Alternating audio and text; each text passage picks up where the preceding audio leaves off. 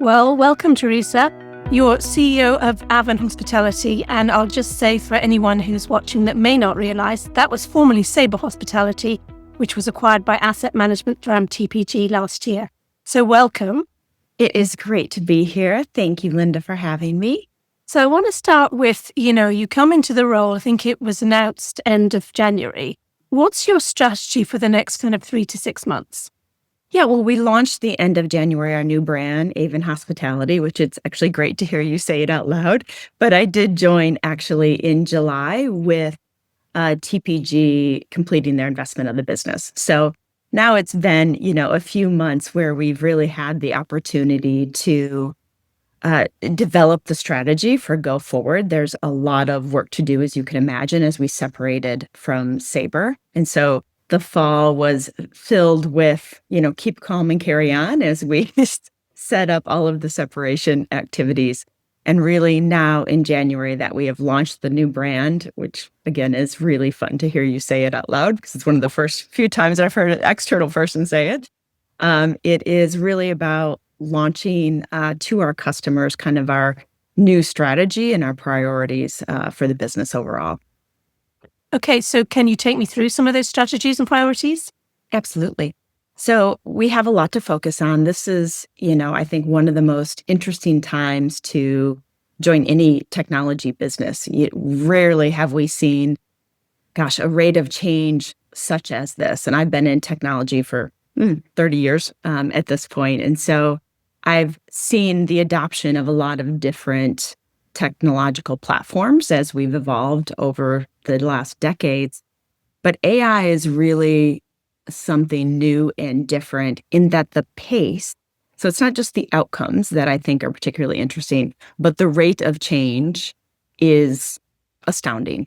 And it's really unique in that way. It's not just the inputs that are changing or how we approach technological advancements, but it's also the adoption, of the end user that is both escalating at a really rapid pace. And so that makes it a very unique time. And so as we think about what we're doing with the business over the course of the next few months and years, it really is evolving in that real-time pace.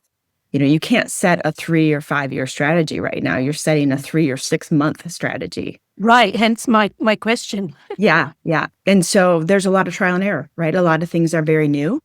We have to figure out what are the right technologies that our customers need. Where is the demand curve coming from, and how quickly is that really going to adopt? So really what we're focused on is making sure that we are serving the needs of our customers today. And there was a little bit of catch up that we needed to do as under Sabre. I think a little bit of the investment was pinched, I'll say in a very polite way. And now that we have the investment needed to sort of catch up on those platforms, we're not just catching up, we're springing ahead into the complete next wave of technological advancement.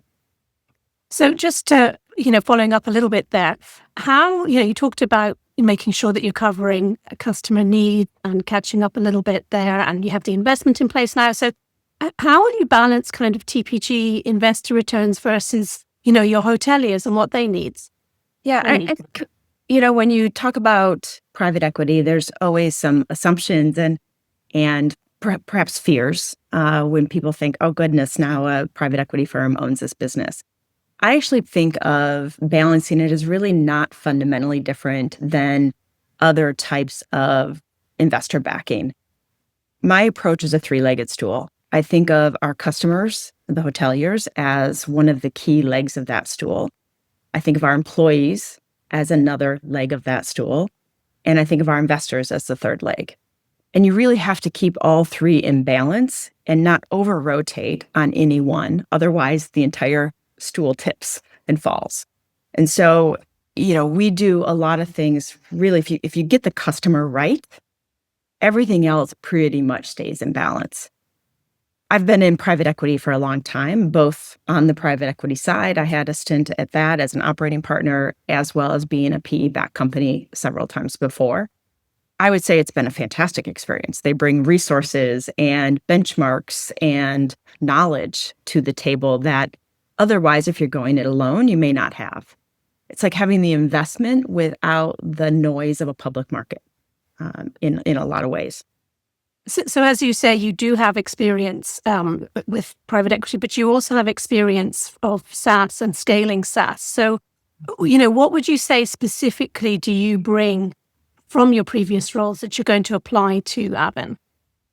Yeah, so I have been in technology, as I mentioned, about 30 years. I have to do the math on that. I'm actually a CPA by trade, so I actually started as an accountant. So I always figure if you understand the numbers, you understand a lot of things. And so when I first got into software, it was to serve the accounting profession. And so accounting, finance, tax, they are maybe my first love or hates depending on the day. But it taught me a lot about really how to drive innovation in an ecosystem that perhaps was not naturally innovative and perhaps was moving a little slower than other verticals. And so what was really relevant about that experience is the importance of the platform and the real need to be up and running at all times because it had a very serious role that it was fulfilling in our customers' lives. And so, I've gone through a lot of those evolutions, and I would say, the former ones were much slower, right, at pace. And so there was a good safety element of, okay, we could see people go before and we didn't have to be the pioneers in the space. This is going to be a little bit different where our travelers, the guests are actually driving the pace here. And, it's kind of neat actually to bring the technology to the hoteliers and help them through that journey, because I don't think technology is their first love in a lot of cases. It's the hospitality experience. Right. Have you earmarked at this point kind of particular areas for investment? Yes, we have. So we have earmarked a few different areas for investment. One area is modernizing our overall platform so that it is enabled and can help us get to that next level of providing kind of an AI discoverable landscape for agentic booking agents as we move forward into time. We're making a lot of investments in our booking engine and a lot of investments around payments and retailing, really driving to become the commerce hub for our hoteliers. What do you see kind of as the challenges to the business? I know you're going to say AI is one of them. You could talk a little bit about that, but then, beyond that as well. Yeah, I think the challenge really is just prioritization, right? Certainly AI, to your point, goes into that very clearly, but it's knowing what to invest in when there's so many options. Right. And making how do you figure it out? Yeah, you're not What's the approach? Right. Yeah. So it really is determining, okay, how quickly are these trends coming? Okay, what do we need to do to be ready for that, to help our hoteliers be ready for that? Because I think if we're not moving fast enough, we risk a flattening of the travel experience. And I think we're in a place in the ecosystem that we can really enable really the long tail search that is going to happen through AI and helping have a robust, full picture and personalization available from what our customers, what they offer to the world.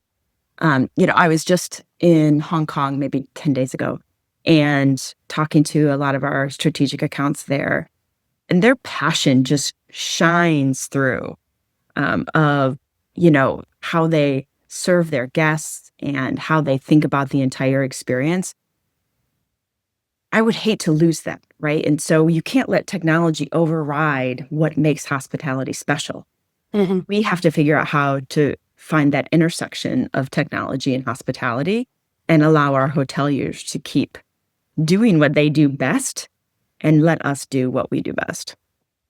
And as you think about the wider hospitality technology kind of industry, what do you think the main challenges are there? And I'm sure similar to what you were just saying about AI, prioritization, but there must be other things where you think, well, they could really do with addressing the technology stack as a whole, or they could really, what are those things? It's really fragmented. That's what I noticed coming in. It is probably the most fragmented ecosystem that I've been involved with, right? There's a lot of people with their hand out. There's a lot of people, making a little bit off of each, off of each trip. And so I do think that probably gets a little bit more streamlined. People potentially have a disintermediation risk as we go more and more towards agentic AI. And I want to so that's unique. I want to make sure that we are enabling the hotels to really think through what distribution channels work for them. And I think that will be a key learning over the course of the next months. There's a lot of discussion, I'm sure you've noticed, in the industry about whether the winner will be the intermediaries, the OTAs, or whether it'll be direct type, the direct channel. What's your view there? Yeah, so I hope that we're working hard to make the winner the direct type. Really is to make, help our hoteliers be found. I think OTAs have an important role, kind of a frenemy in some ways. But I do think that's a fairly flat experience. And if we don't do everything we can to invest and enrich the experience coming, from hoteliers through to, MCP, making that available, enriching the content, et cetera, that you're well aware, if we don't do everything to enable that, we very much risk losing the next wave of travel success to OTAs alone. So with everything you've kind of learned so far in the role, I think you said July you joined, what do you think the biggest change AI will bring and how quickly? The biggest change is, I think that some of the fragmentation will disappear over the course of the next 18 months. Okay. I think it'll be pretty quick. That we will see at least a degradation of that experience, because I think it will not enable that next layer of adoption. And so I think that is one of the things that we will see over the course of the next 18 months is some of that disintermediation starting to happen. And then hoteliers focusing on, okay, what does distribution look like in 2026, 2027? And as I mentioned earlier, I won't even go out further than that because I think it continues to evolve. Right. We just don't know, do we? Yeah, we don't know. Now, the other sort of big discussion in the industry is about the death of SaaS. And given, again, your background, what's your view on whether SaaS is going to be completely kind of displaced, removed with AI? Yeah, I don't see that. I don't see that risk. I think that enterprise software is here to stay. I think AI is an enabling tool that allows us to approach things differently, that it will change how we do things. It will change what the outcomes are, but it doesn't change the fundamental infrastructure that enables those things, right? To have the death of SaaS, you would need to believe that hoteliers have the capabilities and investment dollars to drive those platforms and innovation themselves. Well, you're probably in good company there. I think the CEO of NVIDIA is of the same view, so probably all right with that one for a while. I guess correctly in that one. So where do you see the most value, that Aven is going to drive? And that could be for its hotel customers, but it could also be for its investors. Those are hand in hand. I don't think there's one winner there, because if we don't drive it for the customers, we don't drive it for the investors. Right. But, so it kind of goes back to my previous role. Is it in distribution? Is it in I think it's in distribution. Efficiency? You do think it's in distribution? Yeah, I do. I think it's distribution, and really broadening that to a complete commerce platform is how I view it. Distribution is how we think about it today, but it's really the evolution of that to include of rich content experience delivered through MCP that can then be found, purchased, modified, and have that kind of wholesome experience right through a platform such as ours. We had all the hotel earnings this week, and it was fascinating to watch, what Marriott said about AI and what it was doing, and then Hyatt, and then Hilton. Similar to what they're saying, it is your kind of message that you're talking to all of the players and you see some of them as good for one area. And what would that be? Is that, similar kind of message there? Yeah. I mean, I've talked to, I think I was visiting, I was in 6 different offices in the last 10 days, visiting with, key accounts. And what I heard from them is some of them have tried to do some investments on their own. I think that's a mixed bag. And I was below the enterprise level when I was visiting, right? So I wasn't visiting Hyatt, who's obviously a key customer of ours. Mm-hmm. They're big enough to do some things direct. I was speaking with the layer right below that where that would be challenging, right? Yeah. And especially, again, with AI, as I was telling one of them in Singapore last week, you don't have the time to get the return on investment to do it on yourself that you would have had in the past. Right? Mm-hmm. You could have built some of these platforms yourself in the past. Now you don't have the time or the skill set to be able to hire the skill sets to enable that level of innovation it'd be hard if you're not running. It's a big ask. Yeah, it's a big ask. Yeah. And so I would say, they're worried about being lost in the shuffle. And so that's what a lot of our conversations were based upon. In the time that you've been heading up Aven, do you see something that, like a common mistake that the industry is making regarding technology? Always tricky when an outsider comes in and judges. But sometimes it's a good thing because you have a different perspective. Yeah. So I would say from an outsider perspective, which hopefully I won't be an outsider too long, but it is underestimating the pace of this change. Yeah. Yeah. That's definitely a good one. It is thinking that we don't have to solve it today, that's an idea that'll be interesting in a few years. Like, we want to hear that you're directionally going there. And in 3 years, when this contract's up, we'll talk about it. Right. Yeah. I was going to ask you, when we talk in, say, 6 months or a year's time, what will we be talking about? We will have more and more concrete examples. Like Langham just won the AI Innovation Award at Hotel Tech last week with our concierge for booking tool. We will have more examples. 6 months in, that will be, it will seem so trivial compared to what we're doing in 6 months. Do you think there'll be volumes of those kind of case studies, and then there'll be even bigger, greater, deeper kind of integrations? Yeah. And I think we will stop doing some things. There'll be some activities that we're like, okay, that wasn't important after all. Interesting. Okay.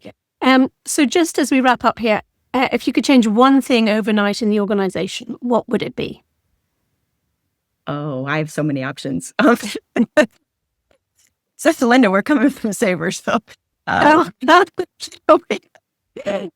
would say one thing is I would, overnight, if I had a magic wand, I would be completely separated, have zero effort still involved in standing up new systems. So it's a very internal answer. We culturally were set, but there's still a lot of our time that is being spent just on standing up systems and the new independent company. Right. Okay. So the legacy issue still very much at play there. Well, we just have to be our own person, right? So we're borrowing things right now, and we need to build our own platform. Like a conscious uncoupling. Exactly. Yeah. Okay. Teresa, great to speak to you. Thank you so much for your time. It's been fantastic. Thanks, Linda.